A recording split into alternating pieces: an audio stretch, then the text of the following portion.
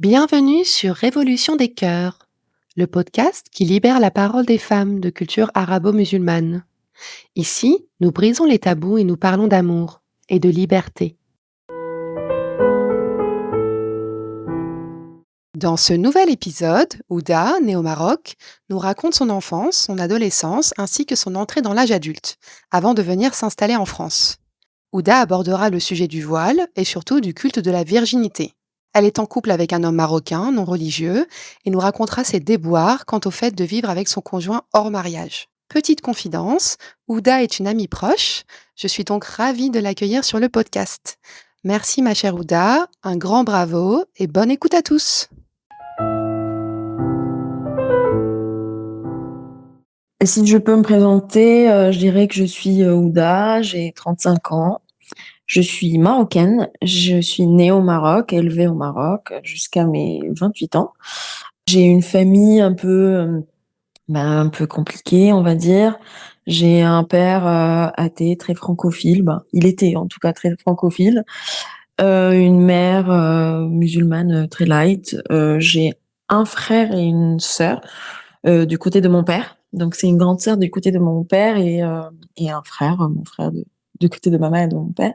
J'ai grandi dans une ville, dans une petite ville au Maroc qui s'appelle Tétouan, qui est une ville au nord du Maroc. C'est une ville un peu, avec une histoire très intéressante parce qu'elle est très proche de l'Espagne, donc elle est très influencée par l'Espagne, mais qui est devenue maintenant très, très, très, très conservatrice. Enfin, pas maintenant, mais au bout de 20 ou 30 ans, passée, elle est devenue très, très, conservatrice. J'ai eu une enfance, un peu compliquée avec le divorce de mes parents, où, mes parents ont divorcé quand j'avais, l'âge de 5 ans. Au début, je vivais pas à Tétouan, je vivais à Kénitra et après on est allés à Tétouan et donc, moi, puisque j'ai eu une famille, qui n'est pas très pratiquante hormis mes grands-parents, j'ai grandi, j'ai grandi dans une espèce de âme européenne dans un endroit très, très, très, islamisé du coup, un monde avec, la présence de mon grand-père qui était un prof d'éducation islamique mais même avec tout ça, ma mère me protégeait de tout ça parce qu'elle voulait que j'aie une éducation libérée, une éducation moderne. Mais avec, les débuts d'année 2000, donc quand j'avais entre 10-11 ans, il y avait une montée, une exponentielle des chaînes religieuses et de l'arrivée de ce qu'on va appeler après, des frères musulmans, qu'on savait pas que c'était, les frères musulmans, mais bon bref. C'était, les chaînes religieuses qui ont fait que, l'espace, public et toute la société s'est, vite, vite, vite, vite islamisée. On voyait plus de voiles, on voyait plus de gens aller à la mosquée, on parlait, à un moment donné, moi je me rappelle, on ne parlait que de ça. Donc moi, ce qui m'a mis en situation de conflit avec ça, c'est que ma famille, comme je l'ai dit et je le rappelle, c'est que ma famille, elle était éloignée, mais vraiment éloignée de tout ça. Et donc moi, quand je voyais les autres, alors toutes mes amies qui, parlaient de leurs parents, qui allaient à la mosquée, tout le temps, leurs mères qui sont voilées. Ma mère à l'époque, elle était pas voilée.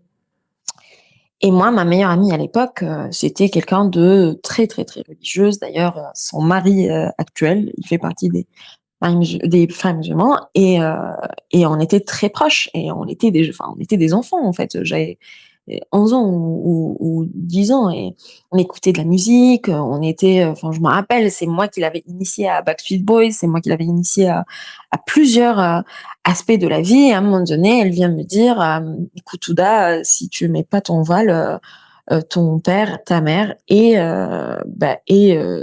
toi, vous irez en enfer». Et en plus, il y avait un clan en fait, un religieux. Elle aimait, écouter la musique avec moi et rigoler. On parlait de tout et rien et parlait des dessins animés et de Pokémon. Et après quand je la voyais avec les autres, donc son clan, frères musulmans, du coup, c'était un clan de: «Oh là là, on prie, ah là là, on est voilés, ah là là, on va aller au paradis, ah là là». Et à un moment donné, donc du coup, avec toute cette pression qui monte, moi je décide du coup de me dire, mais c'était, 2 ou 3 années après, de me dire, «Bah, écoute, moi aussi je veux mettre le voile». Moi, j'étais proche de Dieu à l'époque, moi aussi j'étais religieuse, enfin, pas à ce point-là, mais moi aussi j'étais, impliquée dans la religion et donc j'ai décidé de porter de vouloir porter le voile en tout cas. J'en ai parlé avec mes parents et heureusement et je le dis et je les remercie maintenant, qu'ils ont refusé. Enfin, ma mère, elle a pas refusé techniquement, elle m'a dit: «Tu fais ce que tu veux». Sauf qu'il faut savoir que c'est irréversible. Ça veut dire que si tu le mets et qu'un jour tu décides de ne plus le porter, ça sera encore plus grave pour la société et que maintenant c'est juste, que tu veux appartenir à un clan et que tu veux appartenir à une sorte de secte et que en fait, l'islam ça existait depuis je sais pas combien de temps et que il y a fait que maintenant qu'on en parle du voile, enfin ta valeur n'est pas le voile. Et mon père, en fait, il m'a dit une phrase que je vais jamais oublier et c'est pour ça que je le remercie aujourd'hui parce que ça m'a mis, la puce à l'oreille et c'est ce qui m'a permis un peu à développer un esprit critique ou un esprit, de recherche dans cette société et qui m'a dit: «Si tu mets le voile, c'est par soumission au regard de l'homme». Alors bien sûr, moi, en tant un peu jeune, tu comprends pas cette phrase et tu dis: «Mais non, moi je suis pas soumise à personne, c'est moi qui ai décidé de mettre le voile, c'est une liberté, moi je veux le mettre». Et il me dit: «Oui, mais tu veux le mettre parce que tu as peur de ton corps, parce que tu estimes que ton corps, ça crée, une embrouille, dans la société». Donc en fait, mon père, il a refusé, ma mère qui était réticente, donc j'ai voulu plus faire plaisir à mes parents qu'à mes amis, mais c'était à contre-cœur en fait pour moi. Parce que je me disais: «Mais comment, je vais expliquer à mes amis que mes parents n'ont pas accepté?» Et ce qu'il faut savoir, c'est que, enfin, on ne dit pas non à la religion, on ne dit pas non à ce que Dieu veut, donc à un moment donné, on arrête. Donc du coup, je l'ai très mal vécu en fait et j'ai très mal vécu le fait que, même si en fait je leur ai fait plaisir, mais j'ai très mal vécu le fait que, bah, mes parents ne sont pas aussi religieux que les parents des autres, en fait.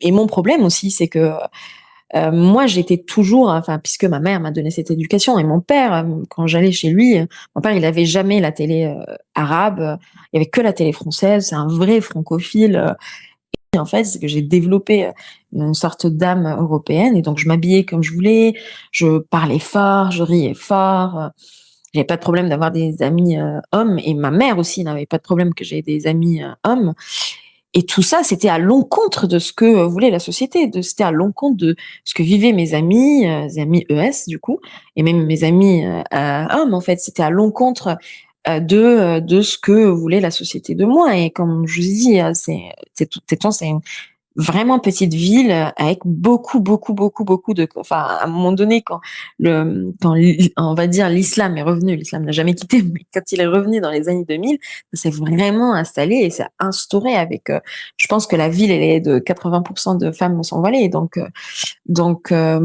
je me considérais, pardon, comme vraiment à contre-courant de ma société de base et de ma ville de base. Ce qui est arrivé, c'est que bon, en 2008 j'ai quitté Tétouan pour aller dans une autre ville un peu plus proche qui était Tanger, hem, parce que j'ai fait les classes préparatoires pour aller dans une école d'ingé. Bon, j'ai oublié de vous dire que je suis ingénieure et avec tout ça, en fait, ça a fait que, j'ai voulu aussi m'émanciper de Tétouan en croyant que Tanger, c'était encore mieux. Alors que c'était pire, en fait, parce que en fait, je me rendais compte que j'étais encore plus éloignée j'étais encore plus éloignée des critères de la société, où j'étais plus éloignée de l'idéal, d'une femme au Maroc ou en tout cas, dans ces régions-là, en tout cas, mais je pense que aussi au Maroc. Et donc je me faisais critiquer pour mes habits, je me faisais critiquer parce que je parlais fort, que je riais fort, et en allant même à Rabat pour faire mes études, supérieures du coup, d'école d'ingénieur et ben c'est là où ça s'est un tout petit peu atténué, mais pas de bol. J'ai eu ma coloc qui était, pareil, très, très religieuse et à l'époque, c'est ce qui est un peu gênant dans tout ça, c'est que j'étais musulmane en tout cas et j'étais très respectueuse à la religion, très respectueuse aux principes, c'est juste que, bah, voilà, je mettais pas le voile, j'étais pas la femme idéale, la femme idéale musulmane, quoi. Et donc cette coloc qui m'aimait, enfin qui, en tout cas au début, elle m'aimait parce que je suis rigolote, parce qu'on rigole bien, parce qu'on est bien. Elle a essayé de changer ce que je suis. Donc elle a essayé de m'inciter à faire la prière tout le temps. Elle m'a incité à m'habiller, enfin à changer mes habits, à ne plus rigoler un peu fort, machin. Et à un moment donné, puisqu'elle a pas réussi, donc elle me parlait plus pendant 6-7 mois. Hein. Et à un moment donné, je lui demande: «Mais qu'est-ce qu'il y a? C'est quoi le problème?» Et elle me dit, en fait, pour elle, elle a pas réussi à m'inculquer, des valeurs, parce que ça veut dire qu'elle a échoué en tant que musulmane, même moi, et je me rappelle de la phrase, c'était, elle me dit: «Même toi qui es ma coloc, donc que tu es parmi les plus proches dans ma vie, je te vois chaque jour, bah, je réussis pas à t'inculquer donc des valeurs et des principes». Et d'ailleurs, moi, je l'ai toujours dit sur mon école d'ingé, c'est que mon école d'ingé, faut savoir qu'en dans les écoles d'ingé au Maroc, il y en a une où on refuse le voile. Historiquement, enfin, c'est pour des raisons militaires, mais on refuse le voile. Donc ceux qui veulent vraiment garder leur voile, ils viennent à l'école où j'étais. Et donc vraiment, mon école, c'était représentatif du Maroc, c'est que t'avais ceux qui étaient très religieux et ceux qui l'étaient pas du tout. Et en fait, tu avais le conflit entre les 2. Il y en a ceux qui essayaient d'instaurer des règles, même d'ailleurs moi je parle des étudiants, hein, c'est même pas la les règles de l'école. Je parle des étudiants qui essayaient d'instaurer des règles et tout. Mais moi, comme je vous ai dit, moi j'étais toujours respectueuse et ce que je respectais à la lettre, c'est, de respecter mes parents et donc de ne jamais, jamais, jamais, jamais, ni tomber amoureuse, ni avoir un amoureux, ni avoir un copain, parce que c'était, comme, même si ma mère, elle voulait m'inculquer une valeur moderne, mais pour elle, ça, c'est indiscutable. Et d'ailleurs, ça, enfin, on ne peut pas négocier avec ça, et que tous les parents marocains. Et donc du coup, j'ai mon diplôme, je travaille, et plus en fait je reste au Maroc, plus je me dis: «Le Maroc, il est très loin de mes valeurs», et plus la religion est très loin de mes valeurs, en fait. La religion musulmane qui m'accable, qui accable tous les musulmans. D'ailleurs, même quand j'ai commencé à travailler, j'ai eu des remarques de: «Mais tu es une femme». Moi, je travaille dans le BTP. Depuis le Maroc, je travaille dans le BTP, donc c'était des remarques du genre, «Oui, mais une femme, elle peut pas travailler comme ça», je l'ai eu même de mes collaborateurs qui sont, et moi je suis leur chef, c'est-à-dire de mes chefs de chantier ou de mes techniciens, qui me disent: «Oui, mais finalement, la femme, elle doit rester à la maison, c'est pas un métier pour femmes». Et là, j'étais très, très jeune, hein, j'avais 24-25, hein, et j'avais des chantiers qui étaient très loin de ma ville, et à chaque fois, ton demandait ça, et en plus, j'essayais vraiment de m'éloigner du coup de mes habits un peu libérales, donc j'essayais vraiment de faire attention, et même avec ça, tu reçois toujours des remarques. Et à un moment donné, en 2015, c'était le point de rupture entre moi et la religion, je vais pas dire un point de rupture, mais je me suis un peu éloignée de la religion, avec plusieurs questionnements, avec plusieurs idées dans la tête, en disant: «Mais c'est pas possible que j'adhère à une idéologie un peu misogyne et un peu discriminatoire envers les minorités ou envers les femmes».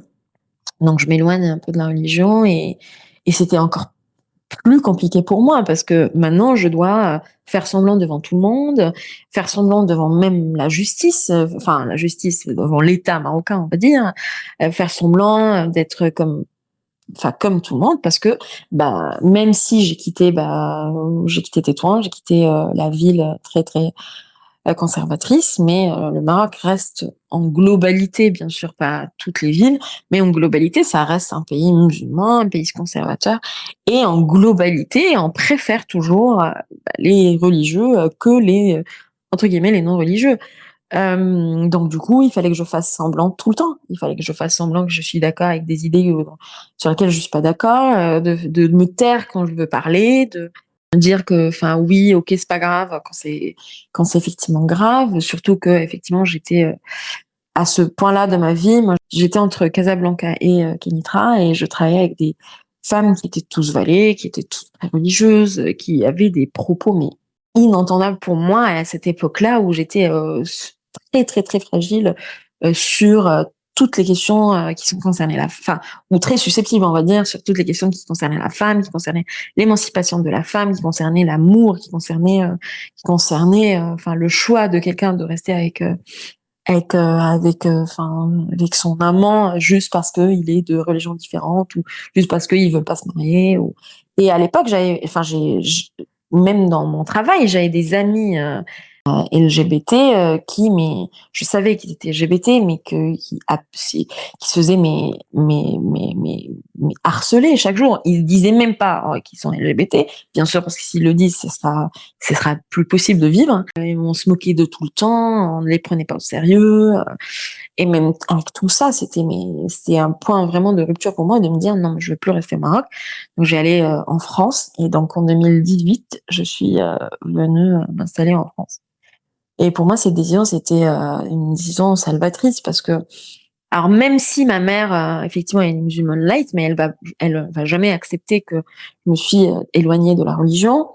Même si mon père, effectivement, il est très libéral, très très francophile, mais je voulais pas le poser dans une situation où alors soit je devais être pas moi-même, donc mentir tout le temps, prétendre tout le temps prétendre tout le temps que je suis une autre personne, ou je devais montrer qui je suis, donc je vais mettre la vie de mes parents en danger, ou la vie de toute ma famille en danger, parce que ils seront la risée de tout le monde, ils seront moqués par tout le monde, et même il y aurait des ruptures avec tout le monde.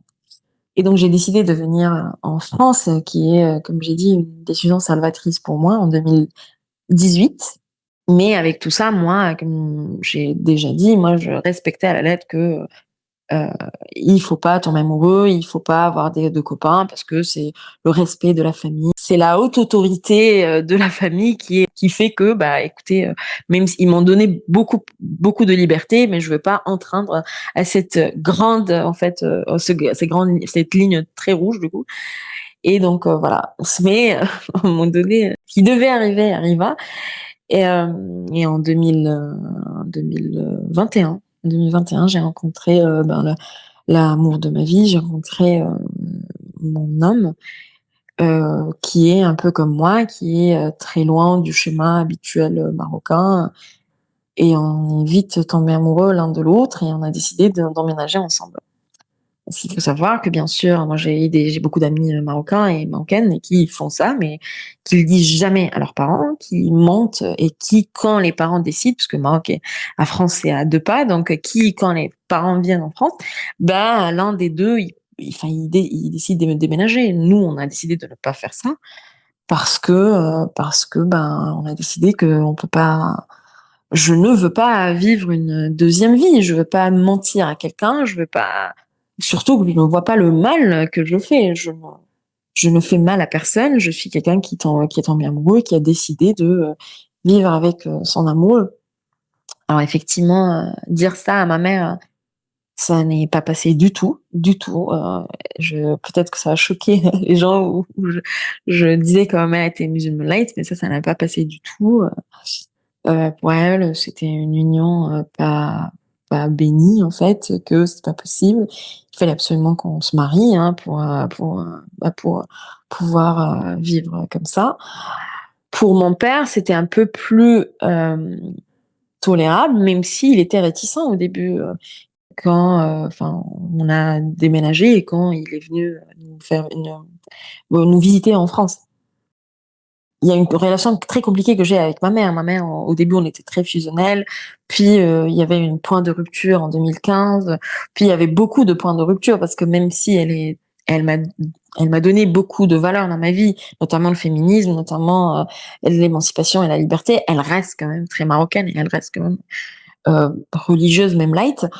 Et il y avait beaucoup de points de rupture. Mais ça, en 2021, c'était un point de blessure, hein, pour moi, parce que j'estimais que j'étais la fille parfaite. J'obéissais à toutes les ordres, on va dire, de mes parents. J'étais la première de ma classe tout le temps, école d'ingé, ingénieur. J'ai pas chômé du tout, j'ai travaillé, que j'ai fait,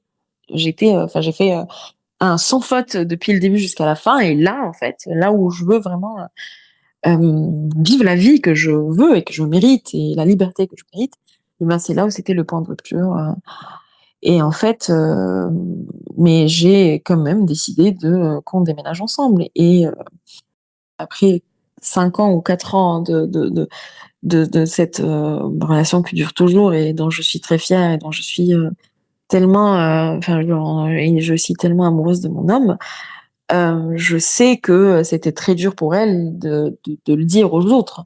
C'était de le dire à toute la famille, c'était de le dire à et d'assumer que sa fille n'est pas comme les autres, en fait.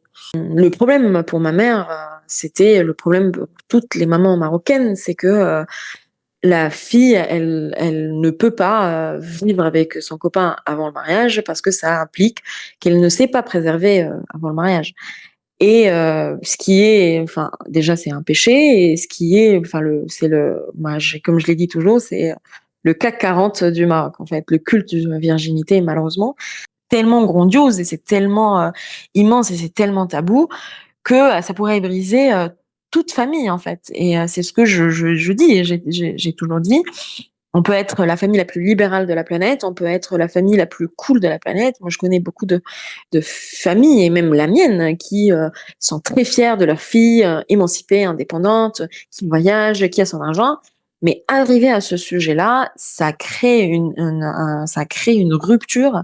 Enfin, ça crée un fossé entre les familles, pour ne pas dire autre chose. Moi, je dis, même avec tout ça, je me estime heureuse d'avoir cette famille qui ne m'a quand même pas, enfin qui a ma mère, elle pouvait me rejeter, elle a même voulu peut-être, à un moment donné quand je lui ai dit ça de me rejeter, mais qui ne m'a quand même pas rejetée. Moi je connais, d'autres cas où c'était encore plus dur et c'était encore plus atroce.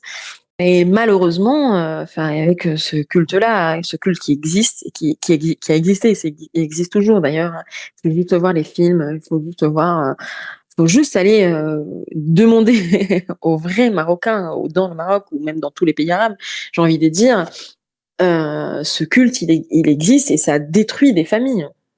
Parce qu'en fait, finalement, si on revient au cœur des choses, c'est juste une fille qui veut vivre avec un homme qu'elle aime et qui veut exprimer son amour à l'homme qu'elle aime. Il y a aucun tabou à se dire, ça, il y a aucun mal à se faire ça et nous, le problème avec nos sociétés, c'est on n'aime pas l'amour, j'ai l'impression. On aime le regard des autres, on aime donner aux autres, on aime le statut envers les autres, et c'est ça le grand sujet. Parce que dans le fond, s'il y avait pas les autres, je ne pense pas que ma mère ni les autres mères vont dire quelque chose. On n'est pas à ce point-là religieux. Le problème, c'est les autres et le problème, c'est cette pression sociétale, cette pression de qu'est-ce qu'on va dire de moi et que moi, j'ai pas su bien éduquer ma fille, hein, en fait. Et c'est ce qui a fait que moi, j'étais très blessée. C'est que quand j'ai fait comme j'ai dit, j'ai fait un sans faute de toute ma vie et que là, on me dit, ben, enfin, c'est avec ça qu'il y aurait le point de rupture, bah, c'était pour moi un peu très blessant, quoi. Mais comme j'ai dit, moi, ma mère, je sais que même avec tout ça, elle continue à m'aimer et je continue à l'aimer. Ce que le compromis, ce qui était entre nous, c'est que, ben, je vais, financer une partie des études de mon frère, que je vais continuer quand même à contribuer, financièrement à la famille pour qu'on accepte ce statut qui n'est pas vraiment très accepté. Ce qui est accepté, c'est de se dire: «Bon, OK, oui, elle a un chéri ou elle a enfin, plus ou moins un mari, où, ils sont, pacsés ou, c'est mais même ça, enfin, elle peut pas dire, à 100 devant les autres que, bah, voilà, elle est pas mariée, en fait, elle vit avec son copain.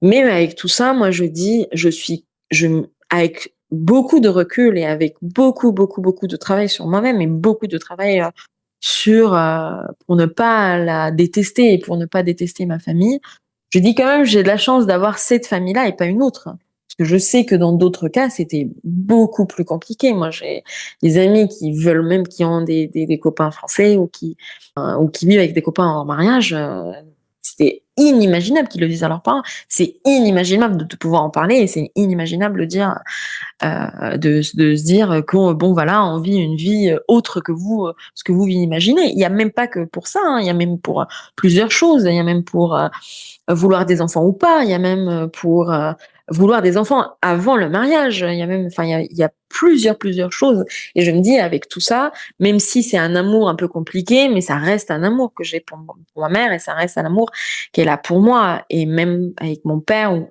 même avec tout ça, et même avec avec son communisme, avec sa francophilie, avec c'est un homme de lettres, mon père.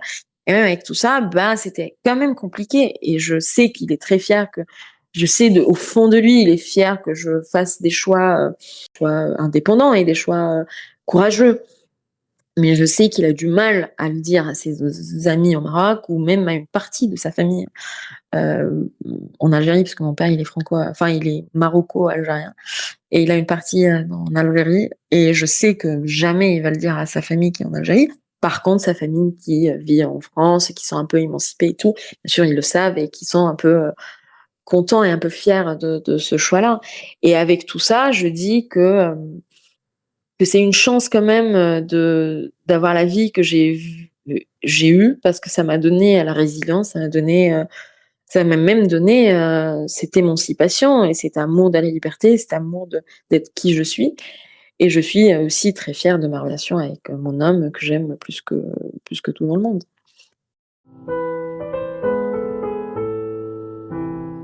Si cet épisode vous a plu, vous pouvez témoigner votre soutien au projet en vous abonnant au podcast, en laissant un commentaire et en mettant 5 étoiles si la plateforme que vous utilisez vous le permet. Pour encore plus de contenu, suivez le compte Révolution des cœurs sur Instagram. Ce projet vivra grâce à vous.